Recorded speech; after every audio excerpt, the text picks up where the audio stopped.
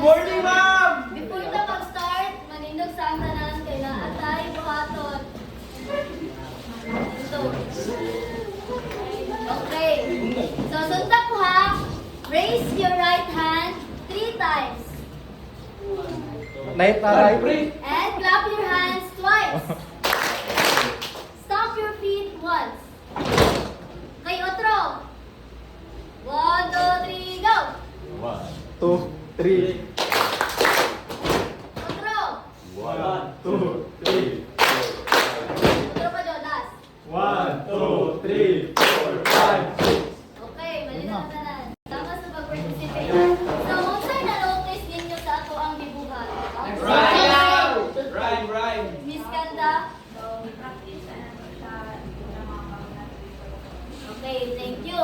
So, ang katong ato ang gihimo kay mo to siya ang drill and practice which is our lesson for today. So, pag minunta og drill, mo na siya ang repetition sa isa ka skill. Like, pareha sa ito sa ato ang ibuhat. Di ba ato siyang gi-repeat? Kay para mas mamaster na to para mas mamaster na to ang ato ang skills. So before that, natay ang bigyan dali nga mga objectives. So please, Miss Makalala, please read.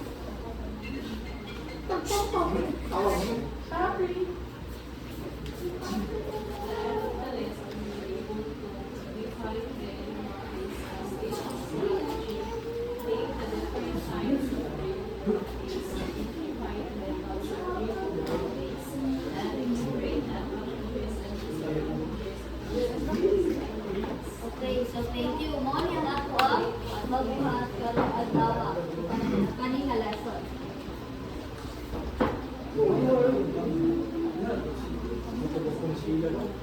So there is a famous saying that practice makes perfect. So kinsay mo ko ana? Biyong sir, ako sir. Biyong sir. Ano ba? Sisir. Ano ba? Dili ka mo to oh? Dili mo tanan sa mga practice din mo dili dahil mo perfect so ang man yun ang pinaka kay practice makes better. Ulaban. Dili na sa practice makes perfect, practice makes better siya.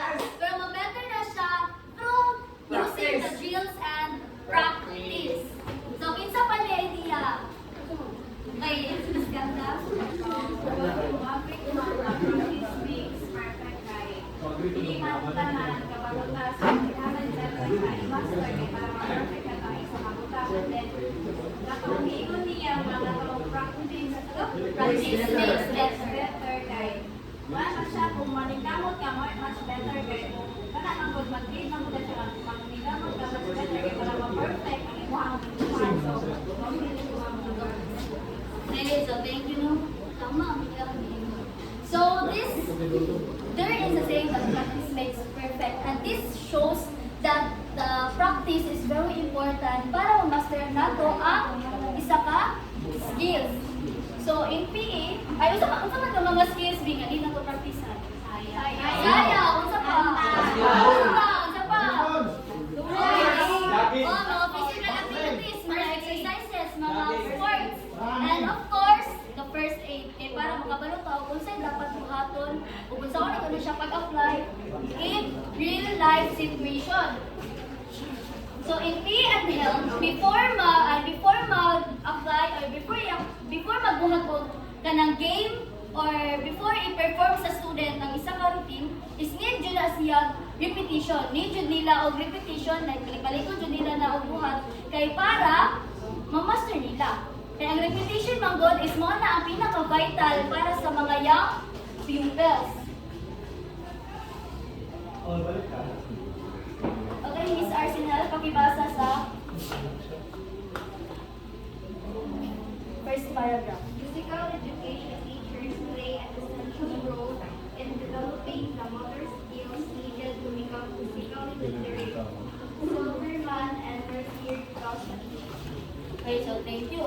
So as a teacher, is need na to og well-planned strategy para magamit nato nga ma-enhance ang mga motor skills sa ato ang mga student. So, ang one effective way para sa ingana is ang unsa? Pinaka-effective way para ma-master nila yung mga skills. Practice! Skills and practice. Okay, very good. And Miss Arobo, pakibasa sa second version. Marwan 2008 provides something as a method in which the female is invited to skills building syndrome, how to make something, how to use it, and what it is made of, and facilitates your knowledge. Okay, so thank you. Mr. Leo, unsa ganitong greens kay na? Dabila ba? Kanang kuan ba, mura siya, kuan mo. Kanang balik-balik ko naman siya, ma'am. Lahi siya sa practice, ay same lang sila ma'am, pero ang drill ma'am, kaya na siya, basta itong ibuhat, yan naman ba, step by step. Okay, repetition. So, thank Repetition. you. Sa practice na po, isa makabalik ang define sa practice. Base, Ma'am? practice. Ano naman? Tayo ka? Unsa ang practice? So, ang practice mo, kay dira na to, practice na to ang example sa sayaw. So, dira, sa wala pa ipang practice na to ang mga step para ma-perfect sa final na mga step. Okay, thank you. So, in using drill and practice, na-assign duha ka types. Ang mass practice of distributed practice. Kapag may nota ang mass practice, Mr. Damwag, pakibasa sa mass practice. This type of exercise, of course, with what skill is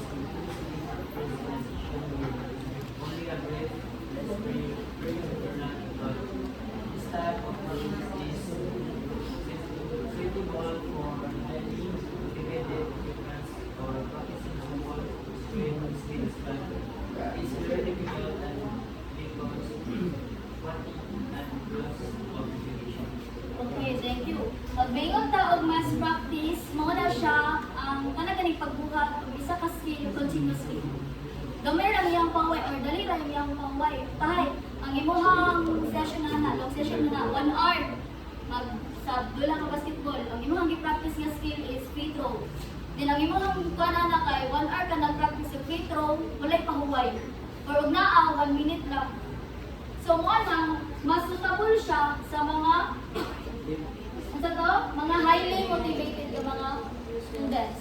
And of course, tungod ana, unsa man mga challenges ani mas practice pag o di ba pamaol o loss of motivation like balik-balik na lang gani wala kay pahuway ana balik-balik na lang imong gibuhat. So, unsa may result ana? Ma-board ka. Yeah. Wala ka naman. Okay. So, pag kayo po distributed practice, say basa.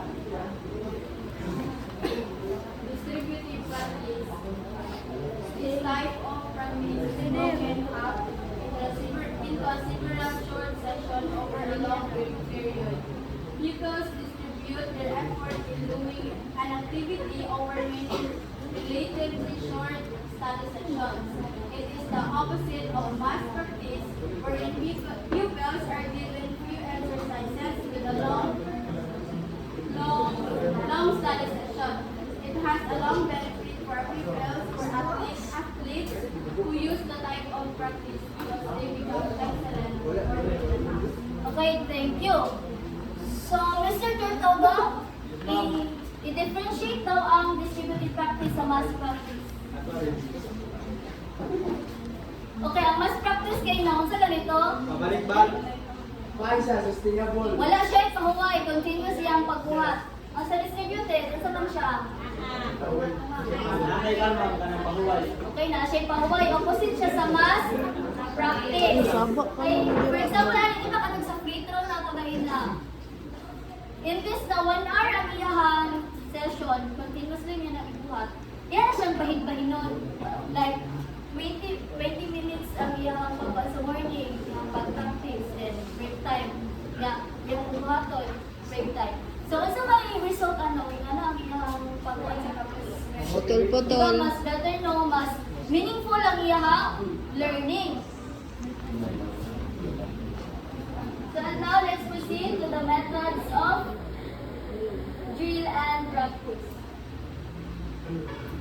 The first one is the whole method. Okay, Miss Pata, can you read and give your insight?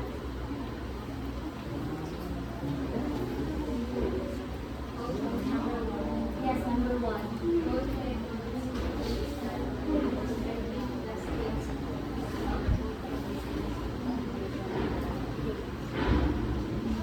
Ay, wala yung idea.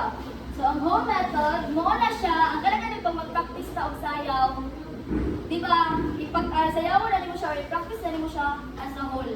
Like, from the top, hangtod, ma-end ang Ang sayaw. music or ang sayaw. Then, ang part method, misiligan,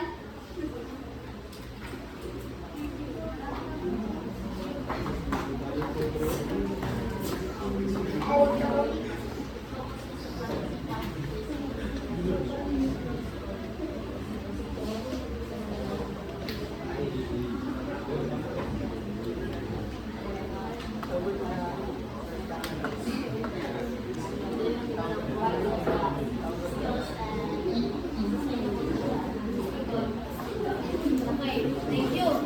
So, ang whole method kay tanan yung sayawan from beginning to end. Ang part method, kay i-divide mo siya into parts. Into parts. So, kibale, mag-focus ka sa hand movement mo. Una. Then, pag mamasunan mo sa footwork na po. And then, after ana, makumpara mo siya para makahimo og full routine. Then, the third one is the whole method. Kay eskalada. Whole method.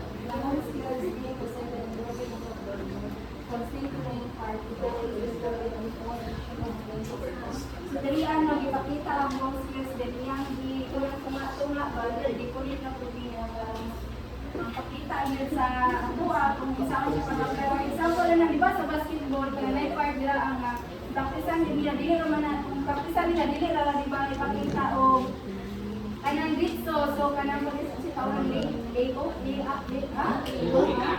ba kay naman na siya step by step dili naman kay magtutlo ka dili naman na siya dito para makabalo ang mga kanang player para sound na pagbuhat ko kanang in the right way.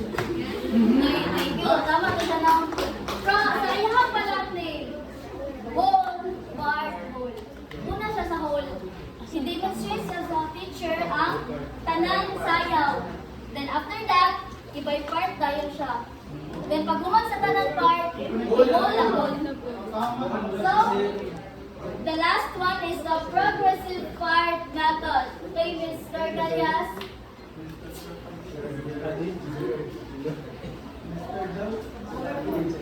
It is called a change method. It causes the practicing part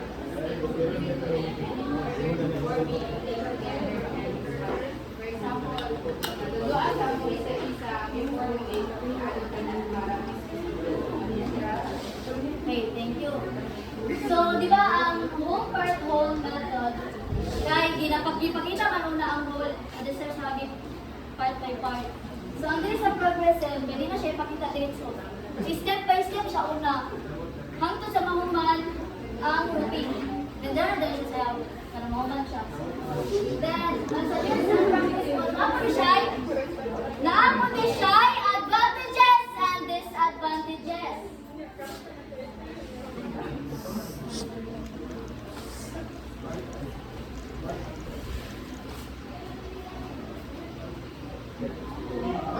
Okay, the first advantage. Mr. Amora, please read and paghatag ang idea.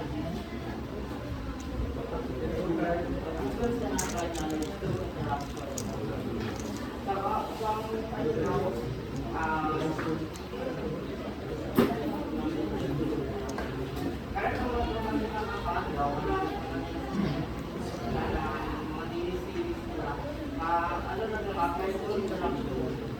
Okay, so ang example, ano niya ka nang magulad ako ng basketball na. Dili lang kayo ang student, maminaw lang na siya sa mga rules. O kung siya dapat buhaton sunod sa court, ilang ka din nag-i-apply, ilang ka din ang buhaton, di ba?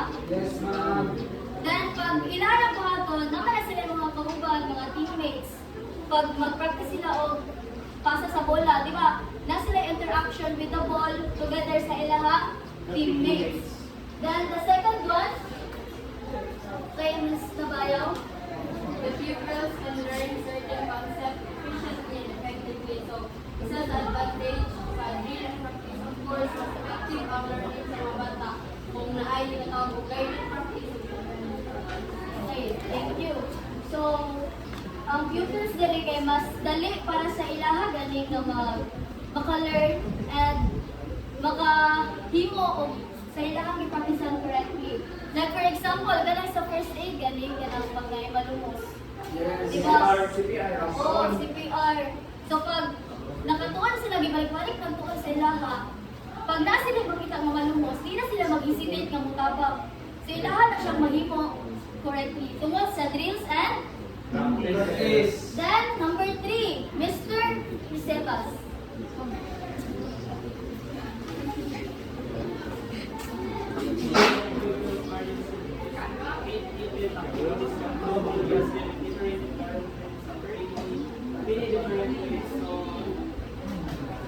So, ang pagkuhan daw dito sa mga bata, kaya nang balik-balikon siya. Para nasa yung mas daghan ka matunan in different ways. Okay, thank you.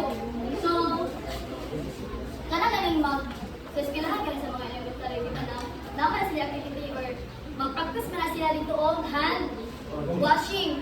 Hand washing. So, sige nila practice na nakalataon nila, mahugasan sila kamo sila ng teacher. So, mapay na nila sa ilahang Balay! sa mga public places, like pag mga sila sa gawal. So, mahimot ay magbugas sila gamot sa tama. Then, number 3, ay number 4. Payagan.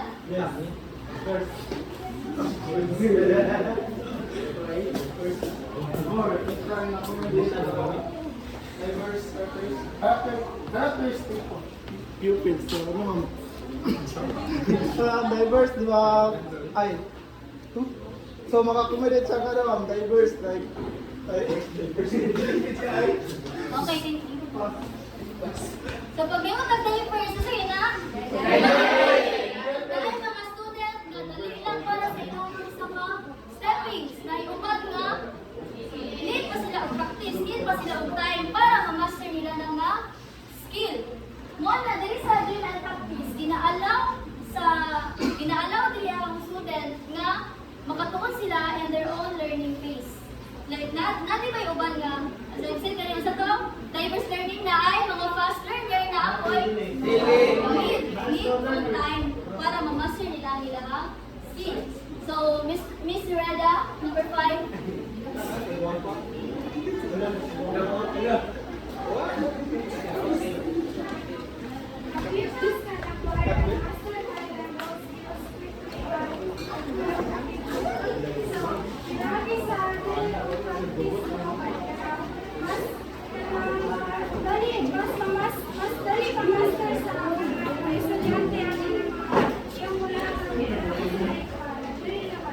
Okay, thank you. So, ang example lang ay kay galing sa mga athlete. Like, before sila mag-compete, mag-practice sila mga complex na skill or mga high-level skills para sa competition is mapag-o yung mga details na mapag-o. Diba sa competition, dapat mag-good kayo mag-laban na sila. So, number 6, Miss Cardona.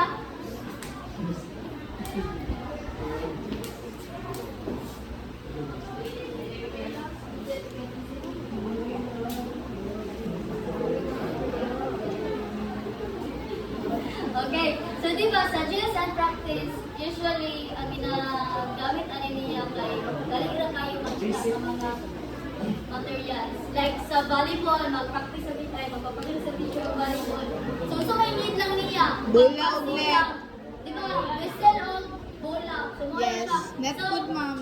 wala kayo siya preparation. Ay, dali na kayo. Then, number 7, Miss Kilomo.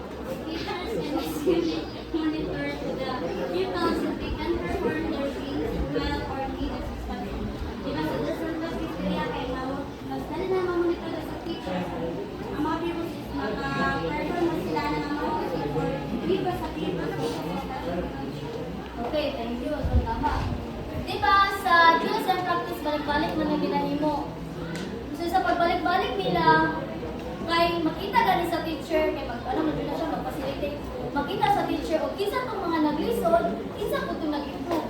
Kung ang katong mga naglisod, kay iya mo siyang natuluan, o correct. So, mga siya ang mga advantages sa drills and practice. And now, let's proceed to the disadvantages of using drill and practice. Okay, Miss Papasin.